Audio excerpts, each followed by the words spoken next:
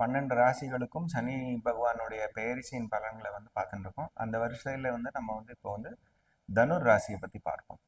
தனுர் ராசி வந்து குருவனுடைய மூல திரிகோணஸ்தானம். இதில் இருக்கிறது வந்து நமக்கு வந்து மூலம், பூராடம் மற்றும் உத்திராடம். இது வந்து எப்படின்னாக்கா இவங்க பயங்கர இமோஷ்னலான மனிதர்கள். அந்த இமோஷன்ஸை வந்து எப்படி வெளிப்படுத்துறதுன்னு தெரியாத ஒரு மனிதர்கள். அதை வெளிப்படுத்தும் போது நமக்கு வந்து ஏதோ வெந்நீர் மூஞ்சில இந்த மாதிரி இருக்கும்.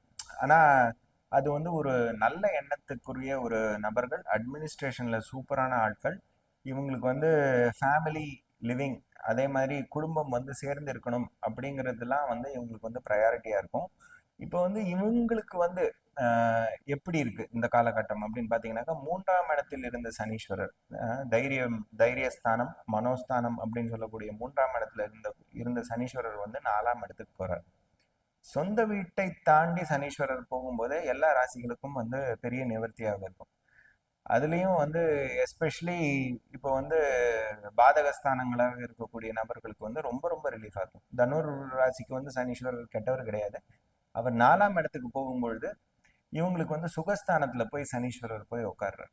அந்த சுகஸ்தானத்தில் போய் சனீஸ்வரர் உட்காரும்போது இவங்க வந்து சுகத்தை வந்து கொஞ்சம் இழக்க வேண்டிய ஒரு சூழ்நிலை வரும். பாசிட்டிவான விஷயம் என்னது அப்படின்னாக்கா, இவங்களுக்கு வந்து தாயாரினுடைய ஆரோக்கியம் வந்து பெட்டர் ஆகிடும். இவங்க வந்து ஏதாவது புதுசாக ஏதாவது படிக்கணும் அப்படின்னு ஆரம்பிச்சாங்கனாக்கா அந்த வித்தைகள் எல்லாம் வந்து இவங்களுக்கு வந்து கைகூடி வரும்.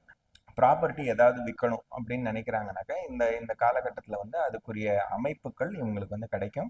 மெயினாக இந்த காலகட்டத்தில் வந்து குருவனுடைய பார்வை ராசிக்கே இருக்கு. 4ஆம் இடத்துல வந்து சனீஸ்வரர், அவர் வந்து 10ஆம் பார்வையாக, 7ஆம் பார்வையாக இவங்களுடைய 10ஆம் இடத்தையும், 10ஆம் பார்வையாக தன்னையும் பார்க்கிறார். அப்படின்னு சொல்லும்போது தன்னை பார்க்கிறார் அப்படின்னு சொல்லும்போது இவங்களுடைய ஆரோக்கியத்தை வந்து பெட்டர் பண்ணிக்க வேண்டிய ஒரு சமயம்.